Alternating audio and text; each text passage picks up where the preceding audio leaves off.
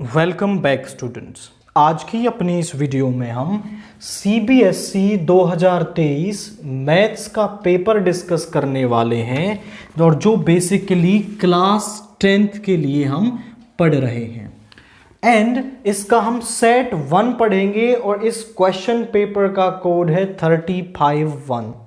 सबसे पहले हम इसका MCQ सेक्शन पढ़ रहे हैं और सबसे पहला क्वेश्चन क्या है, the number of polynomials having zeros. हमारे पास जीरोज हैं,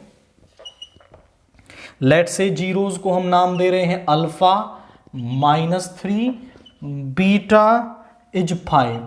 वो कह रहा है कि इन जीरोज के साथ आप कितने नंबर ऑफ पॉलिनोमियल्स बना सकते हैं। तो नंबर ऑफ पॉलिनोमियल्स बनाने के लिए हमारे पास फॉर्मूला होता है the equation of polynomial. The equation is given by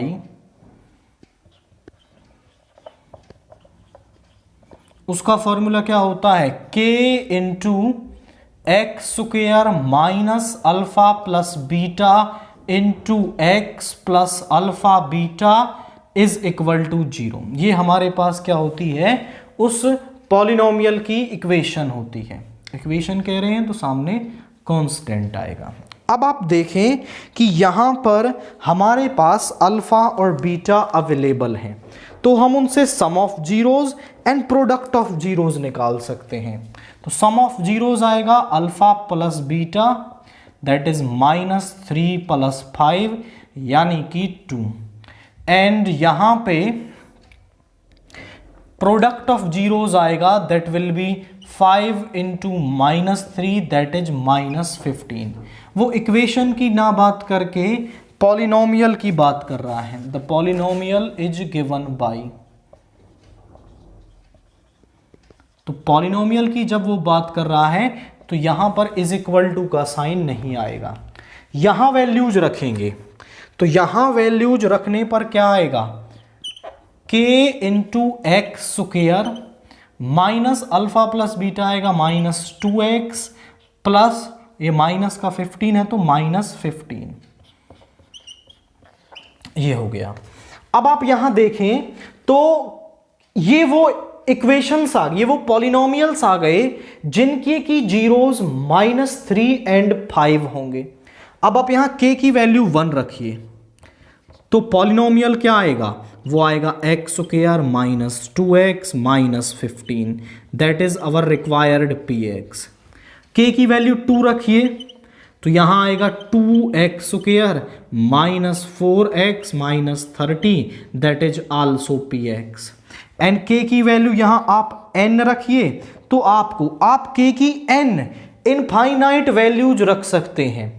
तो k की वैल्यू यहां बदलने से इसके रूट्स चेंज नहीं होंगे, रूट्स अभी भी -3 और 5 ही यहां पर रहेंगे। तो आप देख पा रहे हैं कि हम इन रूट्स के साथ कितनी इक्वेशंस बना पा रहे हैं। आप बोले सर इनफाइनाइट बना पा रहे हैं, तो ऐसे पॉलिनोमियल्स होंगे इनफाइनाइट पॉलिनोमियल्स हमारे पास होंगे। क्वेश्चन 2 देखिए,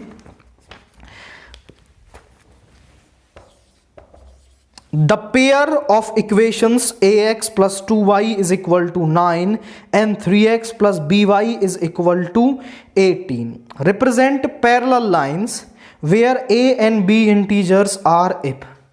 हमारे पास given pair of equations दे रखी है, pair of equations are वो हमें दे रखा है ax plus 2y is equal to में 9 and 3x plus by is equal to 18। These are two equations। अगर हम जनरल फॉर्म की बात करें तो ये पैरेलल कब होती हैं, the given lines are parallel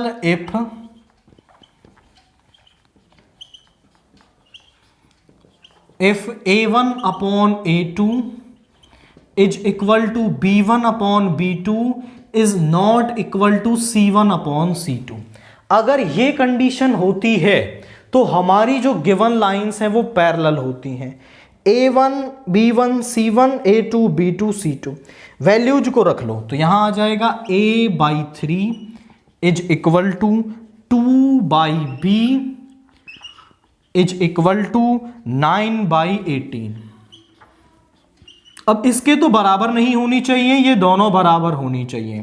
तो यहां से A/3 is equal to 2/B, cross multiply करेंगे तो AB इज इक्वल टू 6। यानी हमारे पास कंडीशन क्या आ गई कि AB का जो प्रोडक्ट है वो 6 होना चाहिए, तब हमारी जो लाइंस हैं वो क्या होंगी, वो पैरेलल होंगी। तो पैरेलल वाली कंडीशन में कोफिशिएंट्स की वैल्यू आप रखोगे तो लाइंस आपको मिल जाएंगी। इसके बाद क्वेश्चन 3 देखिए, the common difference of the AP whose nth term is given by, जिसकी की nth टर्म हमें दे रखी है 3n+7 और वो कह रहा है कि आप इसका कॉमन डिफरेंस हमें बता दीजिए। तो आप देखें तो इसका कॉमन डिफरेंस क्या होगा, an है, nth टर्म है हमारी, हम an में कोई भी वैल्यू रख के इस AP की कोई भी टर्म बता सकते हैं। यदि हम a की जगह 1 रखेंगे तो यह आएगा 3 × 1 + 7 इज 10, पहली टर्म मिल गई। A2 निकालेंगे 3 × 2 + 7 इज 13। और कॉमन डिफरेंस निकालने के लिए हमारे पास केवल 2 टर्म मिल जाएं कंसेक्यूटिव। A2 - A1 क्या होगा, 13 - 10 is equal to 3 which is the required common difference. अब जरूरी नहीं है कि आप A1 A2 निकालें, आप 16 17 निकाल लो, 17 18 निकाल लो, तो वहां से भी डिफरेंस मिल जाएगा। बट वहां पर कैलकुलेशन बड़ी होगी, दैट्स वाई हमने A1 A2 को निकाला और फिर कॉमन डिफरेंस की वैल्यू यहां पर निकाल ली है। इसके बाद क्वेश्चन 14 देखिए, सॉरी क्वेश्चन 4 देखिए, in the given figure DE is parallel to BC, the value of X is, और गिवन फिगर हमारे पास क्या है,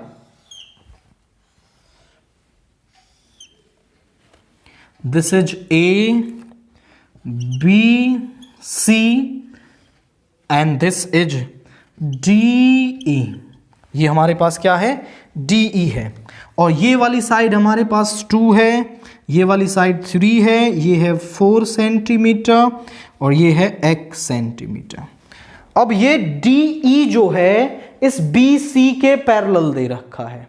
आप समझें तो ये वाला ट्रायंगल इसके सिमिलर हो गया, ये वाला ट्रायंगल इसके सिमिलर हो गया। तो यहां पर हम बोल सकते हैं कि triangle ADE is similar to triangle ABC, दोनों क्या होंगे, सिमिलर होंगे। आप चाहो तो प्रूव भी कर सकते हो, कैसे, दोनों की साइडें प्रोपोर्शन में तो लिख ही सकते हैं हम बाई BPT, और ये एंगल दोनों में कॉमन है, so by SAS similarity criteria दोनों सिमिलर होंगे।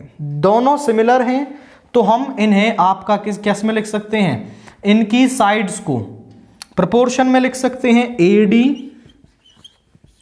AD upon AB is equal to DE upon BC is equal to DE तो हो गया AE अपॉन AC। अब हमें इन दोनों से हमारा काम हो जाएगा, क्योंकि AD और AB हमारे पास हैं और BC हमें निकालना है। AD है हमारे पास 2, आप बोले सर AB नहीं दे रखा, तो इन दोनों को ऐड कर लो तो AB मिल जाएगा, दैट इज 5 एंड AE हमारे पास DE हमारे पास है 4 और BC है x। 2 से 2 टाइम्स क्रॉस मल्टीप्लाई करो, which implies x is equal to 10 centimetre. तो जो हमारा x है वो हमारे पास यहां पे 10 सेंटीमीटर होगा। तो पहले हमने BPT से दोनों को सिमिलर किया और आफ्टर दैट उनकी साइड्स को प्रोपोर्शन में लिखा और वहां से 2 जगह वैल्यूज रख के हमने इसकी वैल्यू निकाल दी है। क्वेश्चन 5 को देखिए, a quadratic equation whose roots are, हमें एक क्वाड्रेटिक इक्वेशन दे रखी है जिसके की रूट्स हमें दे रखे हैं और वो क्वाड्रेटिक इक्वेशन बतानी है। तो हम बोलते हैं let alpha is equal to 2 plus root 3 and beta is equal to 2 minus root 3। तो वो इक्वेशन निकालने के लिए कह रहा है। इक्वेशन निकालने के लिए हम इस फॉर्मूले में वैल्यू रख देते हैं k into x square minus sum of zeros and product of zeros. तो आप sum of zeros and product of zeros निकाल लें। तो अल्फा प्लस बीटा होगा 2 plus root 3 plus 2 minus root 3, यहां पे आ गया 4। प्रोडक्ट ऑफ जीरोज आप निकालोगे 2 plus root 3 into 2 minus root 3, simple as that. a plus b a minus b, a square minus b square, a square हो गया 4 minus 3 is equal to 1, that is alpha beta. Equation is given by, वो कहां से मिलेगी? Formula होता है k into x square minus alpha plus beta into x plus alpha beta is equal to 0। k यहां पे एक्स स्क्वेयर माइनस दोनों का सम आया है 4x plus 1 is equal to 0। आपके पास जो ऑप्शंस हैं उनमें k की वैल्यू 1 ले रखी है, तो k की वैल्यू 1 ले लो। इक्वेशन बनेगी x square minus 4x plus 1 is equal to 0 और आप मैच करें तो ऑप्शन ए में आपको यही वैल्यू दे रखी है। क्वेश्चन 6 देखिए, if tan theta is equal to 5/12, अगर tan थीटा 5/12 है then the value of sin theta plus cos theta upon sine theta minus cos theta, इसकी वैल्यू बतानी है। तो इसके लिए देखो दो तरीके हैं, और एक तो आप ऐसा कर लें कि tan किसके बराबर होता है? परपेंडिकुलर ओवर बेस, तो परपेंडिकुलर हो जाएगा 5k और बेस हो जाएगा 12k। फिर आप हाइपोटेनियस निकाल लें बाई PGT, पाइथागोरस थ्योरम, और फिर वहां से साइन और कॉस की वैल्यू निकाल के इसमें रख दो। या फिर दूसरा तरीका आप कर सकते हैं कि न्यूमरेटर और डेनोमिनेटर दोनों को हम क्या कर रहे हैं, यहां पर कॉस थीटा से डिवाइड कर दो, ऐसा कर सकते हैं हम। अब मैं ये भी बताऊंगा कि हमने ऐसा क्यों किया। देखो दोनों कैंसिल हो जाएंगे, वापस यही टर्म बन जाएगी, ये दोनों के अपॉन में जाएगा, sine upon cos is tan theta plus 1, यहां पे tan थीटा माइनस 1। अब ये टर्म ये बन गई, tan थीटा की वैल्यू हमारे पास है, सीधा रख दो यहां पे, ये आएगा 5/12 प्लस 1 अपॉन 5/12 माइनस 1। ऊपर एलसीएम लेंगे तो 12, यहां पे आया 5 प्लस 12, और नीचे एलसीएम लेंगे तो 12 5 माइनस 12, यहां पे आया 17, यहां पे आया -7, यानी कि -17/7। ये हमारे पास क्या आएगी? आपके इस टर्म की वैल्यू आएगी। अगर आप ये सोच पाते हैं तो वेल एंड गुड, अदरवाइज आप यहां से हाइपोटेनियस निकालोगे तो वो आएगा 5k का स्क्वायर, दैट इज 5k का square 25k square plus 144k square, 169k square, ये हो जाएगा 13k। This is hypotenuse. अब आप साइन थीटा निकाल सकते हैं, कॉस थीटा निकाल सकते हैं, और perpendicular over hypotenuse, hypotenuse over base, इस तरीके से। अब यहां पर वैल्यू रख देना, इस टर्म की वैल्यू मिल जाए। कोई सा भी एक तरीका लगा लें, दोनों से ही काम हो जाएगा, बट ये ज़्यादा इजी है कि आप यहाँ tan थीटा बना लो और फिर तो सीधी वैल्यू आपको यहाँ पर रखनी है। क्वेश्चन 7 देखिए, the distance between the points P and Q is. दो पॉइंट हमें दे रखे हैं, P है हमारे पास, -11/3, 5 एंड Q है हमारे पास दैट इज -2/3, 5। तो यहां पे इनके बीच की डिस्टेंस हमें निकालनी है। Distance PQ is given by, distance formula हम यूज करेंगे। डिस्टेंस फॉर्मूला क्या होता है? √x2 - x1 का स्क्वायर प्लस y2 - y1 का स्क्वायर। तो यहां इसमें से इसको सब्ट्रैक्ट करेंगे, -2/3 -11/3 का स्क्वायर प्लस दोनों में ही 5 दे रखा है तो 5 - 5 का स्क्वायर। यहां पे ये प्लस का हो जाएगा तो -2/3 प्लस 11/3 का स्क्वायर प्लस 0। 11 - 2 इज 9/3, ये हो जाएगा 3 का स्क्वायर, स्क्वायर से रूट कैंसिल हो गया, 3 यूनिट्स। तो यहां पे इनके बीच की जो डिस्टेंस है वो 3 यूनिट्स होगी। यूनिट्स क्यों लिखा? क्योंकि उसने कोई और मेजरमेंट हमें नहीं दे रखी तो हम इसको यूनिट्स बोल देते हैं। क्वेश्चन 8 देखिए। In the given figure AB is equal to BC is equal to 10 centimetre and AC is equal to 7 centimetre, then the length of BP is. अब गिवन फिगर क्या है मैं वो बनाता हूं। हमारे पास एक ट्रायंगल है, वी हैड अ ट्रायंगल इस तरीके से। नाउ इस पॉइंट को उसने बोला है P, इसको बोला है Q, इसको बोला है सम R and this triangle is ABC। और AB और BC दोनों की लेंथ दे रखी है 10, this is 10 centimetre, this is 10 centimetre and this is 7 centimetre. यहां इसका सेंटर है।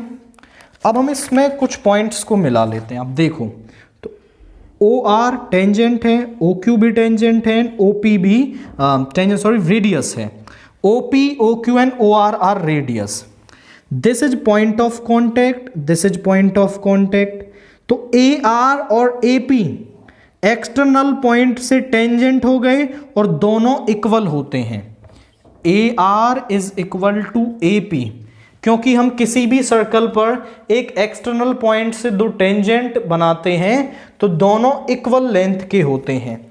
और मैंने मान लिया कि जो इनकी इक्वल लेंथ है वो x है। सिमिलर यहां पर होगा, CQ CR भी टेंजेंट होंगे, दोनों को y मान लिया। BP BQ भी टेंजेंट होंगे, दोनों को z मान लिया। अब आप देखो तो इन दोनों को जोड़ूं तो ये पूरी लेंथ बन जाएगी। x plus z is equal to 10 centimetre, this is first. z plus y is equal to 10 centimetre, this is second. And x plus y is equal to 7 centimetre. अब आप यहां से देखें तो दोनों 10 के बराबर हैं तो दोनों आपस में भी बराबर होंगे।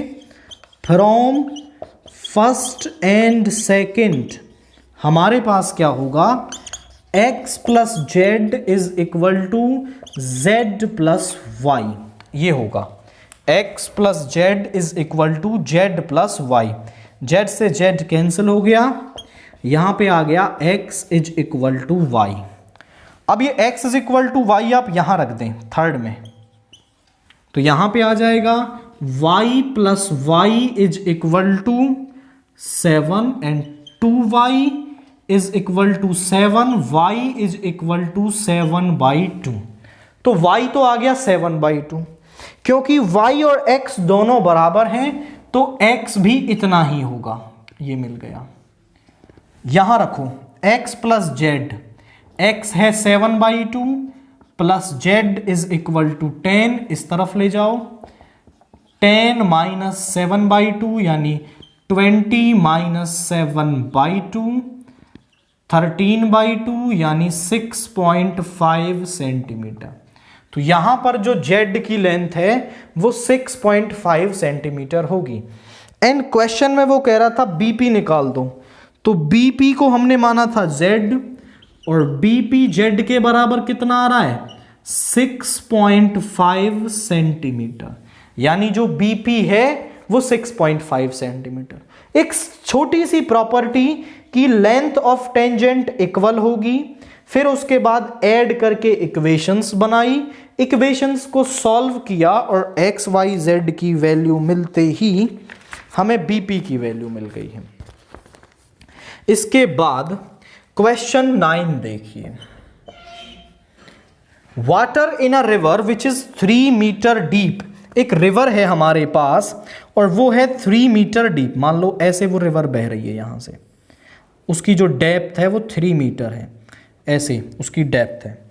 नाउ 40 मीटर वाइड, और वो जो रिवर है, चलो ऐसे करते हैं इसको, क्यूबॉइड टाइप बनेगी ये। देखो ये 3 मीटर डीप है एंड वो उसकी जो डेप्थ है वो तो 3 मीटर हो गई, एंड वो क्या कह रहा है कि उसमें 40 मीटर वाइड है। ये 40 मीटर, ये 3 metre, and water flowing at the rate of 2 kilometre per hour. और उसमें जो वाटर है वो 2 किलोमीटर पर आवर के रेट पर बह रहा है। How much water will fall into the sea in 2 minutes, कि 2 मिनट के अंदर सी के अंदर कितना पानी उसमें से जाएगा। आप समझो, देखो कि मान लो, हम मान लेते हैं ये एक सेप है, इसमें से पानी बह रहा है। पानी बहने के कंसेप्ट को आप समझें, फिर आपको क्वेश्चन क्लियर होगा। ये एक पाइप है, ऐसा बोल दें, इस पाइप से पानी किसी स्पीड से बह रहा है, तो मैं मान लेता हूं कि ये इसकी जो इतना जो पाइप है, इतना टुकड़ा, इसकी लेंथ है 2 मीटर, और जो वाटर की स्पीड है, वाटर की स्पीड है 2 मीटर पर सेकंड। तो पानी यहां से और यहां तक पहुंच पाएगा, यानी 2 मीटर में वो इतना पानी, इतना पाइप भर जाएगा 2 मीटर वाटर में। अब मैं आपसे कहूं 1 सेकंड में इतना भर जाता है, कि 1 सेकंड में पानी इससे बाहर कितना गिरेगा, तो 1 सेकंड में पानी उतना ही गिरेगा जितना इस पाइप में भर गया था, यानी इस पाइप के वॉल्यूम के बराबर। अब ऐसा ही वो कह रहा है कि उसमें 2 मिनट में पानी कितना गिरेगा। अब हम इसका निकाल लेते हैं वॉल्यूम, वॉल्यूम ऑफ वाटर। आप समझें कि इसका जो एरिया है वो क्या हो जाएगा, 40 इंटू 3 हो जाएगा, क्योंकि ये क्यूबॉइडिकल शेप बन रही है। उसकी अगर लेंथ को वहां से हम निकालना चाहें तो वॉल्यूम ऑफ वाटर इन कितने किलोमीटर में, 2 किलोमीटर में। 2 किलोमीटर, भाई वो कह रहा है 2 किलोमीटर पर आवर की स्पीड से पानी चलता है, तो पूरे 2 किलोमीटर तक कितना पानी भरा हुआ है वो हम निकाल सकते हैं। भाई हमने निकाल लिया कि रिवर में 2 किलोमीटर तक कितना पानी भरा हुआ है, वो हम निकाल लेते हैं। तो आप देखें 2 किलोमीटर तक कितना पानी भरा होगा, यहां पे लेंथ 2 को 2000 मीटर हो जाएगा, length into breadth into height, volume of cuboid, और ब्रेथ है 40 मीटर, हाइट है 3 मीटर।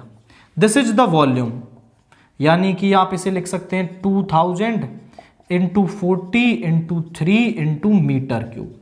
2 किलोमीटर में इतना पानी है, और जो 2 किलोमीटर में पानी भरा है ना, वो कितने टाइम में भरा है, वाटर का फ्लो देखें तो 2 किलोमीटर पर आवर है, यानी 1 घंटे में। आप मान लो कि 2000 मीटर इतना है, इसको भरने में 60 मिनट लगे हैं, तो 60 मिनट में, इन 60 मिनट वाटर फ्लो, कितना पानी फ्लो हो जाता है, वाटर फ्लो हो जाता है इतना वॉल्यूम, यानी 2000 into 40 into 3 metre cube.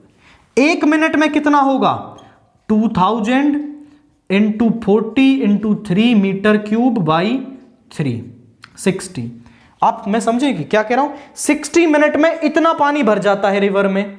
1 minute में इतना पानी भर जाएगा या निकल जाएगा, एक ही बात होती है, भरना बोल दो या निकलना बोल दो, वहां से स्पीड तो सेम ही है। एंड वो कह रहा है कि 2 मिनट्स में कितना पानी गिरेगा, तुम 2 से मल्टीप्लाई कर देंगे क्योंकि 1 का हमें मिल गया 40 इंटू 3 इंटू 2/60, 3 2 जा 60 और यहां पे आ गया 8000 मीटर क्यूब। यानी कि 2 मिनट में उस नदी में कितना पानी भरेगा तो भी इतना, कितना पानी निकलेगा तो भी इतना वॉल्यूम। तो आप कंसेप्ट समझ पाए हैं कि आप उस पूरी लेंथ के लिए निकाल लें कि कितनी वॉल्यूम बनेगी। फिर आप देख लें कि टाइम की कितने की बात कर रहा है वो। 60 मिनट में इतना भर रहा था, 1 में इतना भरा, 2 मिनट में इतना पाइप आपका भर जाएगा। इसके बाद क्वेश्चन 10 आप देखिए, if the mean and median of the data are 12 and 15 respectively then its mode is. तो मीन एंड मोड में हमारे पास एक रिलेशन होता है, 3 median is equal to mode plus 2 mean, ये हमारे पास रिलेशन होता है। तो यहां हम वैल्यू रखेंगे कि क्या है, मीडियन कितना है हमारा, mean and median of the data are, median is 15, mode हमें निकालना है एंड मीन हमें दे रखा है 12। इसको इधर ले आएंगे, mode is equal to 45 minus 24 that is 1 and यहां पे आ गया 21। तो हमारे पास जो मोड है वो यहां पर 21 आएगा। तो ये रिलेशन आपके माइंड में होना चाहिए और फिर आप यहां पर इसका मीन निकाल पाएंगे। इसके बाद क्वेश्चन 11 देखिए, in the given figure AB is the tangent to the circle centered at O. If OA is 6 centimeter, angle OAB is 30 degree, then the radius of the circle is। Figure मैं आपके सामने बनाऊं तो इस तरीके से एक सर्कल दे रखा है, दिस इज O, यहां कहीं कोई पॉइंट है A और इस A पॉइंट से इस B पॉइंट पर एक टेंजेंट डाली गई है और ये वाला जो एंगल है वो 30 डिग्री दे रखा है। अब वो कह रहा है कि angle OAB is 30 degree and OA is 6 and यहां से आप रेडियस ड्रा करें तो जो एंगल है वो 90 डिग्री का बनेगा, बिकॉज OB रेडियस और टेंजेंट के बीच में पॉइंट ऑफ कांटेक्ट पर 90 डिग्री का एंगल बनता है। This angle is 30 degree. वो कह रहा है आप बता दो किसको, then the radius of the circle OB that is radius of circle हमें निकालनी है। अब ये क्लियर हो गया कि OA 6 दे रखा है, ये एंगल दे रखा है।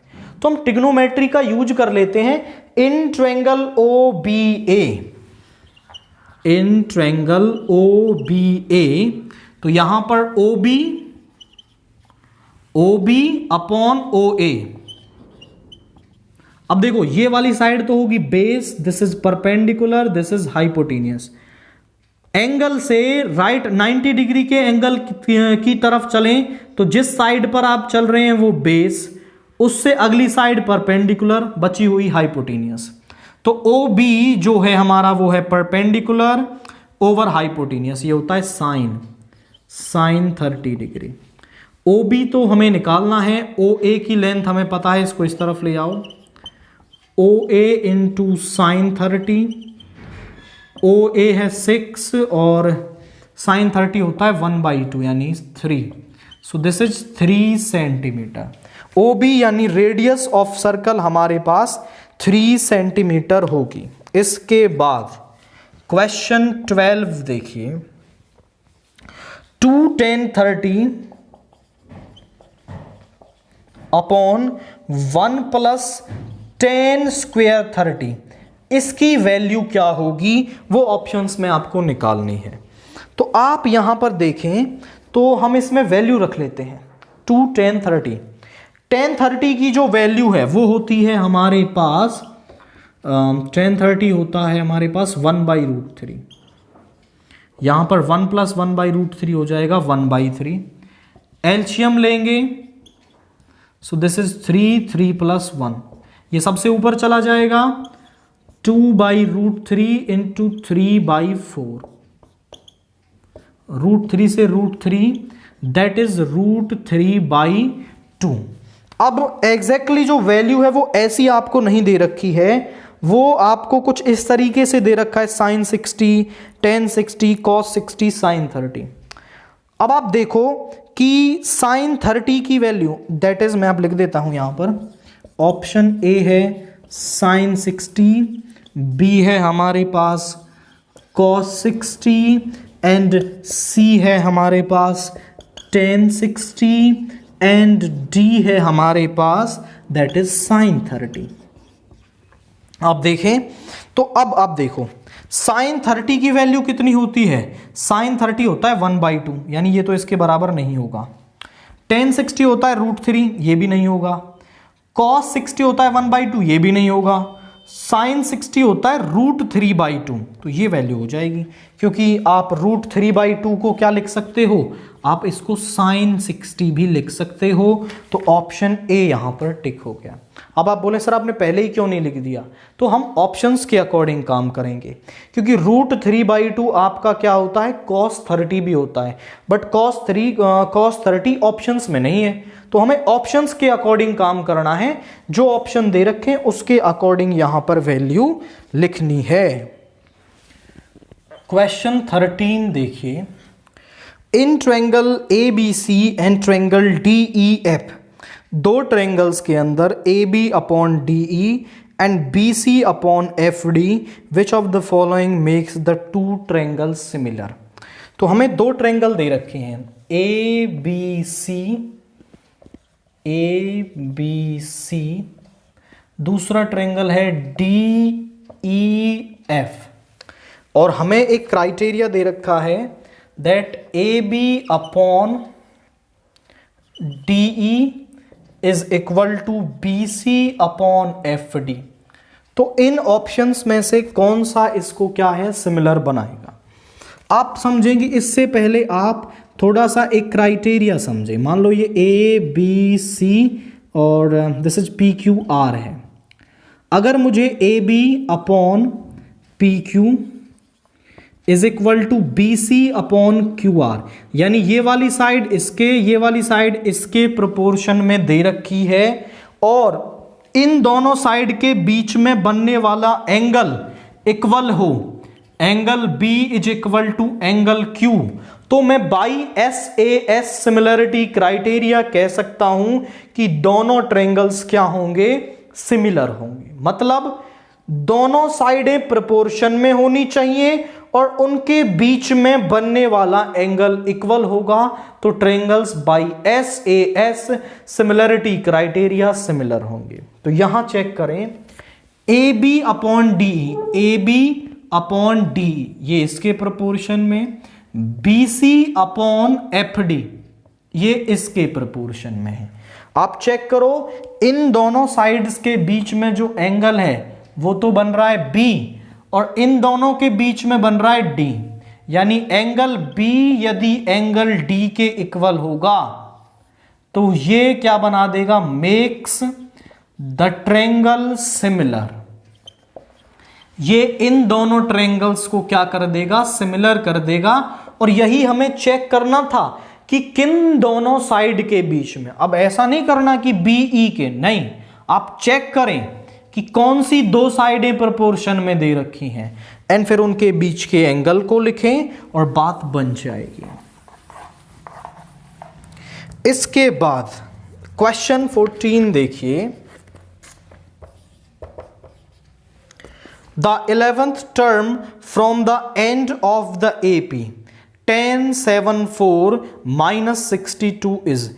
एंड से इसकी आपको 11th टर्म बतानी है। आप देखें कि AP क्या है हमारे पास, AP is tan 74 - 62 this is. अब वो कह रहा है कि 11th term from the end, तो 11th term from the end बताने के लिए हमें यही पता होना चाहिए कि उस AP में है कितनी टर्म्स। तो हम ये लास्ट टर्म में हम पता लगाएंगे। देखिए जरा, A है हमारे पास 10, कॉमन डिफरेंस होगा a2 माइनस a1 यानी 7 माइनस 10 दैट इज 4। अब आप an की वैल्यू है -62, -62 is equal to a plus n minus 1 into, और ये आ जाएगा माइनस का 3, 7 माइनस 10 इज -3। इसको इधर लाएंगे, n minus 1 into -3 is equal to -62 minus 10 is -72। अब यहां -3 को हम इधर डिवाइड में ले जाएंगे, so n minus 1 is equal to -72 by -3, यानी 3 से कैंसिल हो जाएगा 24। इधर ले जाइए, n इज इक्वल टू 25, यानी 25 टर्म हमारी यहां पर है। अब वो कह रहा है कि the 11th term from the end, तो एंड से 11th टर्म कौन सी होगी, आप समझो। इसके लिए आप एक कॉमन अप्रोच बना लें। मान लो AP में टर्म है 5 और वो कह रहा है कि पीछे से तीसरी टर्म निकालिए, तो पीछे से तीसरी टर्म है हमारी थर्ड टर्म, तो यानी कि पीछे से तीसरी, 5 में से 3 माइनस किया, कितना आया 2, और इस पर पहुंचने के लिए क्या चाहिए 1 ऐड करना पड़ेगा। यानी जब वो कह रहा था कि लास्ट से थर्ड टर्म, तो उसमें से उतनी सब्ट्रैक्ट कर दो और उसमें 1 ऐड कर दो, तो वो टर्म मिल जाएगी जो पीछे से तीसरे नंबर पर होगी।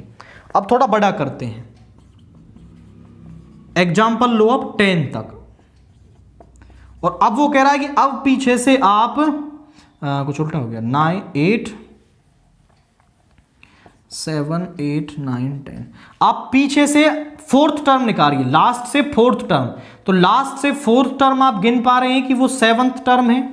बट अगर आप फॉर्मूला बनाना चाहें तो पीछे से फोर्थ टर्म, यानी यहां आ गया 6, उसमें 1 ऐड कर दो, तो आपको वो टर्म मिल जाएगी जो पीछे से फोर्थ नंबर पे होगी। आप ये एग्जाम में भी बना सकते हैं, इसीलिए मैंने बताया, कई बार बच्चे 1 को ऐड करना भूल जाते हैं। तो आप लिखेंगे 11th term from the end is,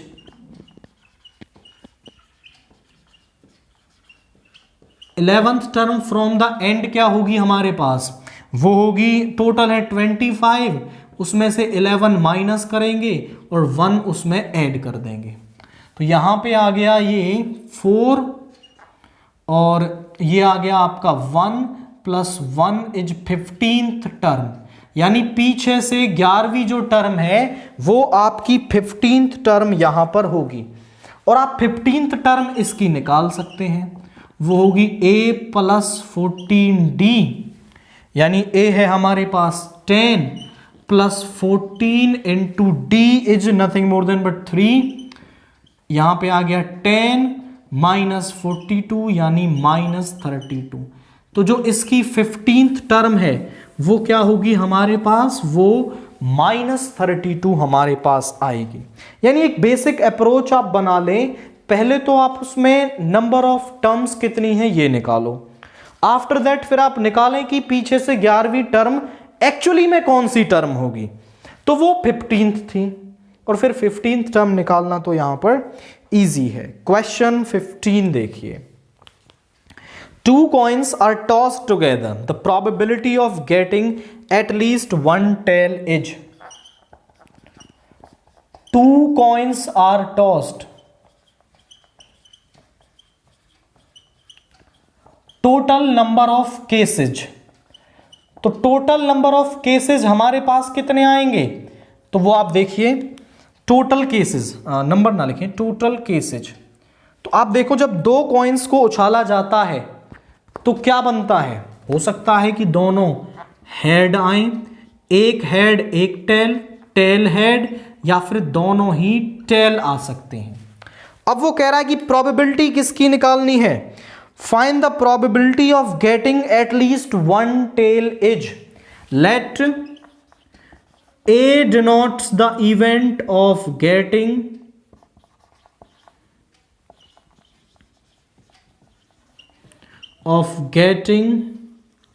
at least one tail, at least one tail, यानी कम से कम एक टेल आए और उससे ज्यादा जितने आएंगे हमारा काम हो जाएगा।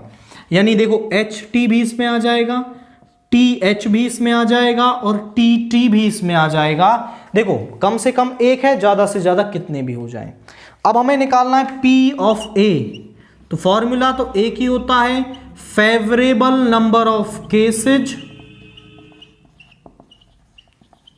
Upon total number of cases.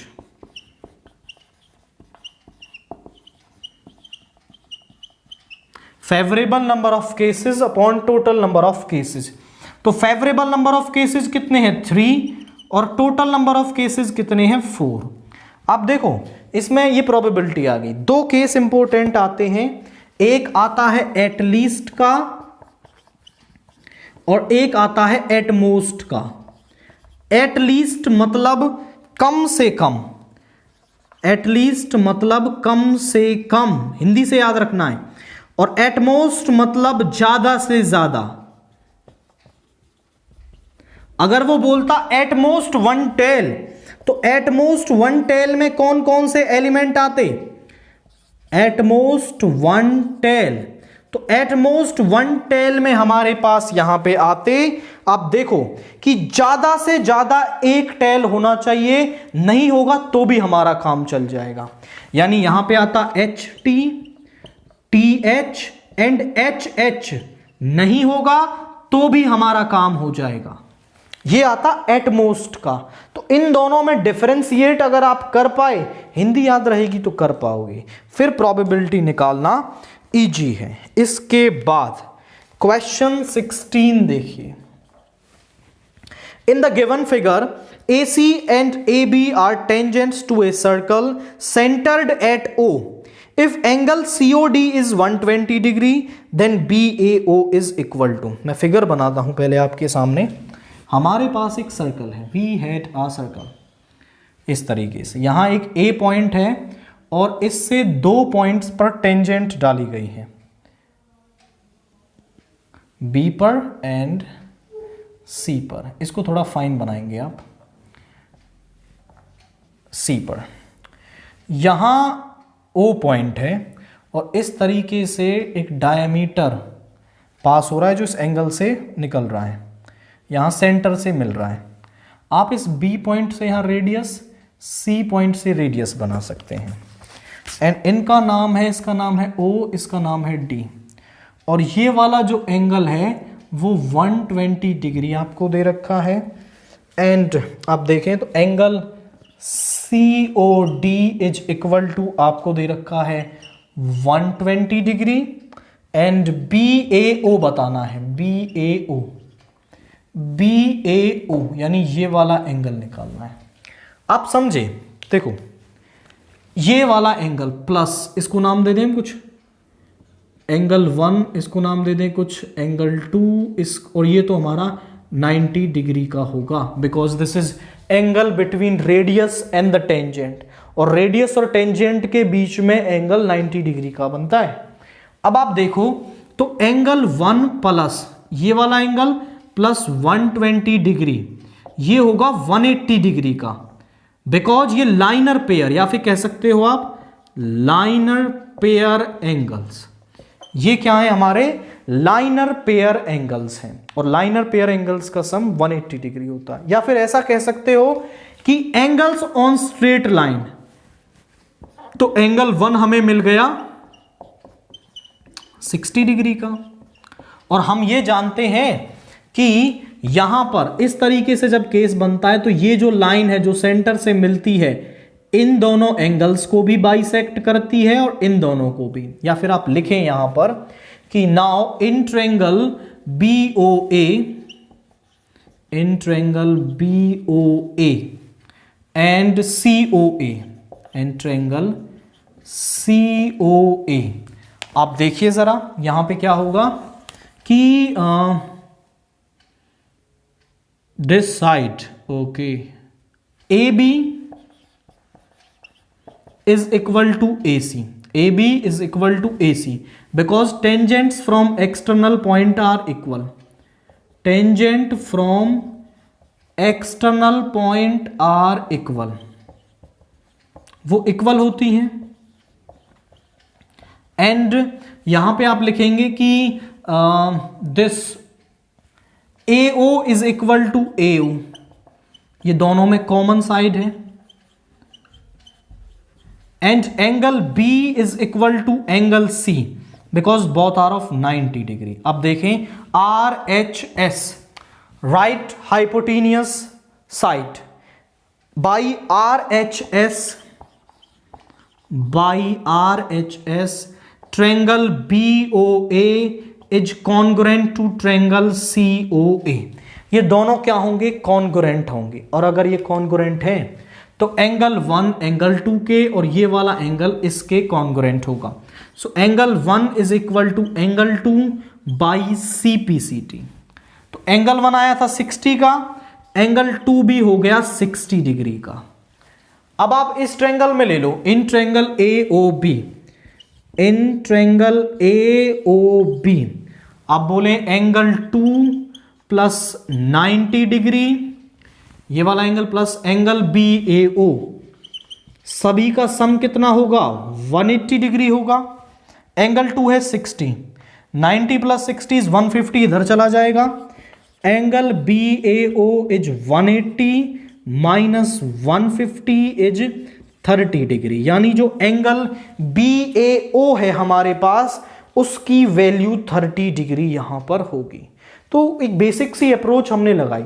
ये MCQ क्वेश्चन था, इतना बड़ा करने की जरूरत नहीं, सारे रिजल्ट आपके माइंड में है, सीधा सीधा कर लोगे। 120 से 60, ये भी 60 का हो गया, 90 प्लस 60 प्लस 180, सिंपली आप बता पाओगे 30 डिग्री। बट अगर लिखना आ जाए तो इस तरीके से आप इस क्वेश्चन को यहां पर लिखेंगे। क्वेश्चन 17 देखिए, Which of the following numbers cannot be the probability of happening of an event? यहां कुछ ऑप्शंस दे रखे हैं, 0, B 7/0.01 and C is 0.07, D is 0.07/3। क्योंकि वो कह रहा है कि कौन सा नहीं हो सकता है, तो नहीं हो सकने वाले केसों में मैं आपको बताऊं तो probability can not be greater than 1, greater than 1 नहीं हो सकती। Probability can't be negative, can not be negative,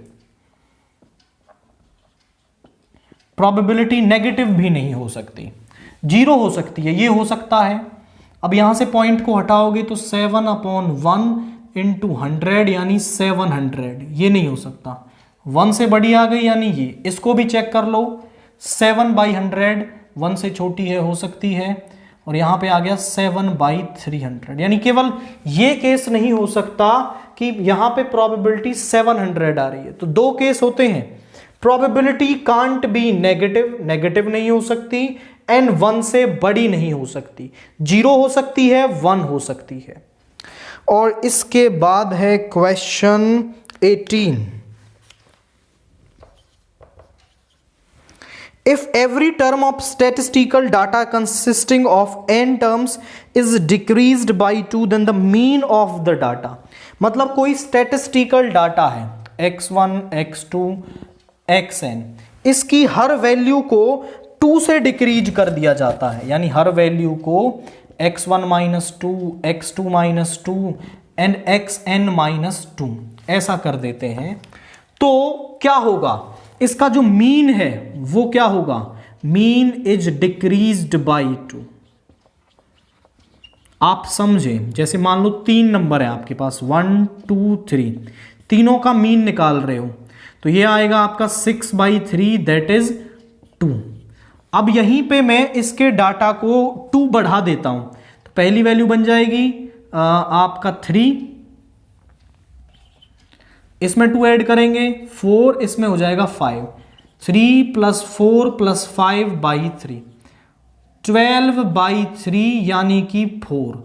आप चेक करो कि जब वैल्यूज को मैंने बढ़ाया तो जो मीन है वो भी कितना बढ़ गया? वो भी 2 बढ़ गया। अगर मैं यहां सब्ट्रैक्ट करता तो मीन उतना सबट्रैक्ट हो जाता। आप की कंसेप्ट को समझें कि जितना हर स्टैटिस्टिकल डाटा की वैल्यू को आप बढ़ाओगे मीन उतना बढ़ जाएगा, जितना घटाओगे मीन उतना घट जाएगा। तो ये कह रहा है डिक्रीज बाई 2, तो उसका जो मीन है वो डिक्रीजेस बाई 2, यानी ऑप्शन ए को आप इसके अंदर टिक करेंगे। क्वेश्चन 19 देखिए, असैरसन रीजन का क्वेश्चन क्या कह रहा है। If the points A 4,3, B x,5 lie on a circle with centre 2,3। हमारे पास एक सर्कल है जिसका की जो सेंटर है वो है आपका 2,3।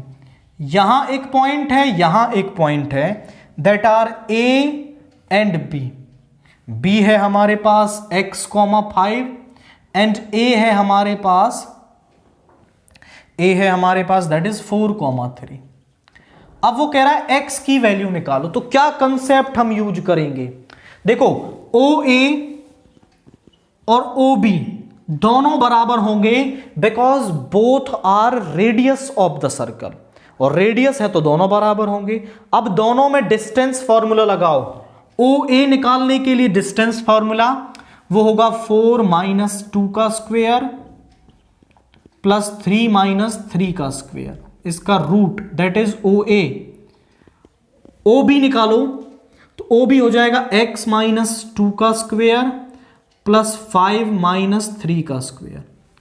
अब स्क्वेयरिंग बोथ साइड करेंगे तो यहां भी रूट कैंसल, यहां भी, ये हो जाएगा 2 का square that is 4, this is x minus 2 का स्क्वायर प्लस 4, 4 से 4 कैंसिल हो गया, x माइनस 2 का स्क्वायर यानी x minus 2 into x minus 2 is 0। तो यहां से x की एक वैल्यू आ गई दैट इज 2। तो क्या कह रही थी वो वैल्यू कि then the value of x is 2, तो आपके पास x की वैल्यू 2 मिलेगी, यानी ये बात तो सही हो गई है, यानी assertion A is true. Reason को सुने, centre of a circle is the mid point of each कोड ऑफ द सर्कल। अब देखो मैं आपके पास एक सर्कल बनाता हूं, सेंटर यहां होगा, ये भी एक कोड है, ये भी एक कोड है, ये भी एक कोड है, ये भी एक कोड है, ये भी एक कोड है, ये भी एक कोड है, ये भी एक कोड है। क्या आप देखो कि जो इस सर्कल के अंदर जितनी भी कोड आ रही हैं, क्या सेंटर सभी का मिड पॉइंट है? डेफिनेटली नहीं है, केवल एक का होता है। Centre is the mid point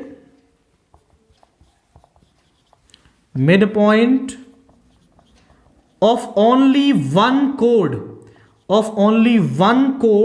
or you can say biggest code diameter जो होती है बिगेस्ट कोड, ये केवल उसका मिड पॉइंट होता है, हर किसी का नहीं होता, केवल डायमीटर का मिड पॉइंट होता है, यानी R फॉल्स हो जाएगा। So A is true, R is false. Question 20 को समझें। असर्शन क्या कह रहा है, the number 5 raise to the power n can not end with the digit 0 where n is a natural number. आप समझें कि किसी भी नंबर, आप देखो 5 के फैक्टर्स करो, तो 5 के फैक्टर्स हैं 5 इंटू 1 की पावर n, यानी 5 की पावर n, और यहां आपका 2 की पावर नहीं है। अगर किसी नंबर के फैक्टर्स में और 2 और 5 का एटलीस्ट 1 पेयर बन जाए, एटलीस्ट 1 पेयर, तो उसी केस में वो जो नंबर है वो एंड विद द डिजिट 0 होता है।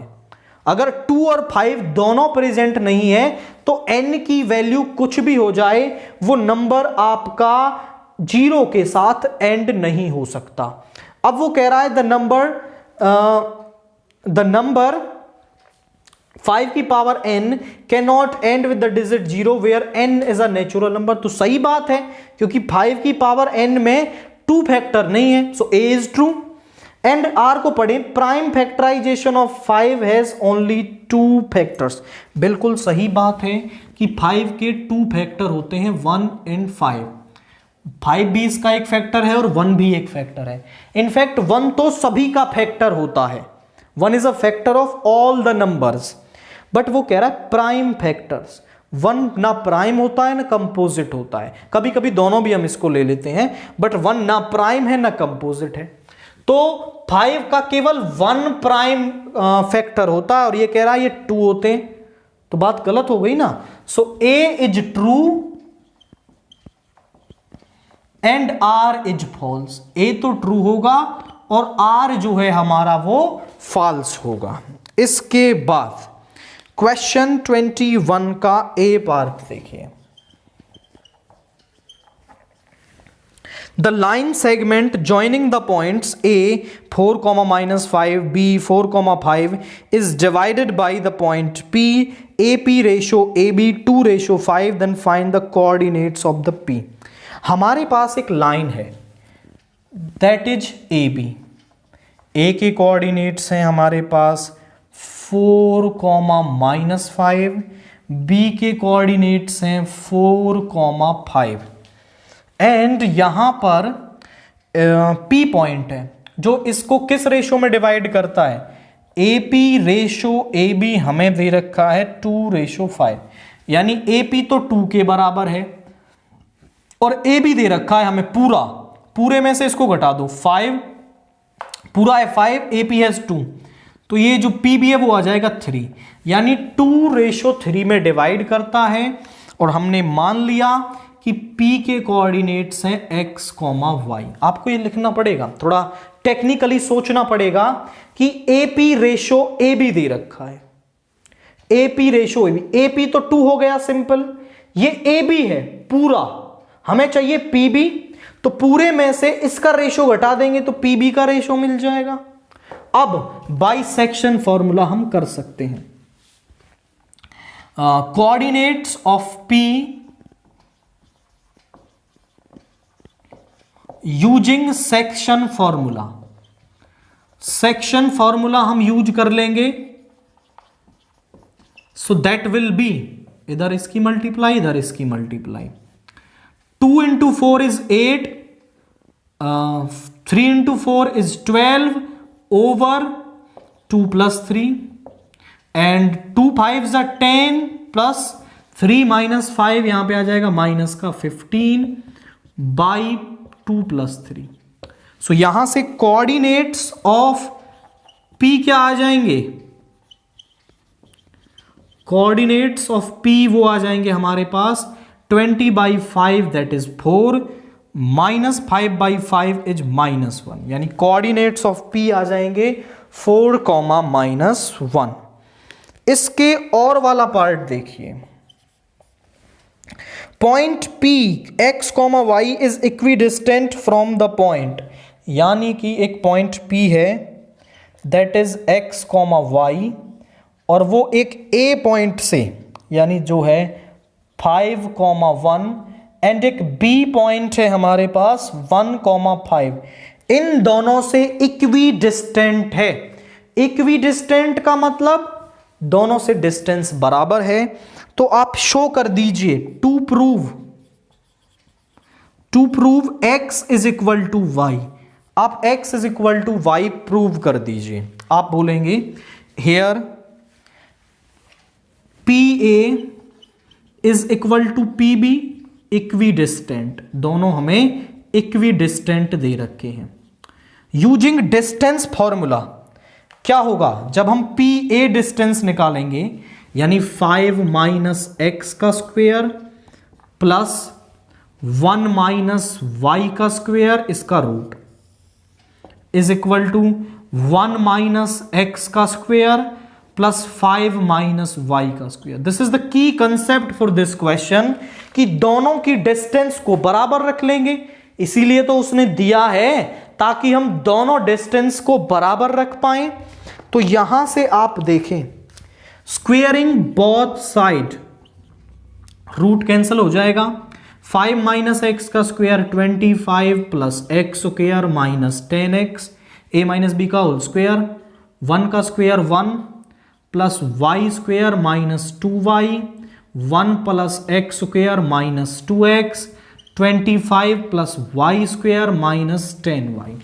जो कैंसिल हो रहा है उसको कैंसिल करें, 25 से 25, x स्क्वायर से x स्क्वायर, दोनों तरफ सेम साइन वाले कैंसिल हो जाएंगे, 1 से 1 इधर है, वाई स्क्वेयर से वाई स्क्वेयर, माइनस 10x इसको इधर ले आओ, minus 10x plus 2x is equal to, इसको इधर ले जाओ, and minus 10y plus 2y, ये हो गया माइनस का 8x, ये माइनस का 8y, माइनस से माइनस, 8 से 8, तो यहां पे हम लिख पा रहे हैं x is equal to y, and ये हमें यही तो प्रूव करना था कि x is equal to y।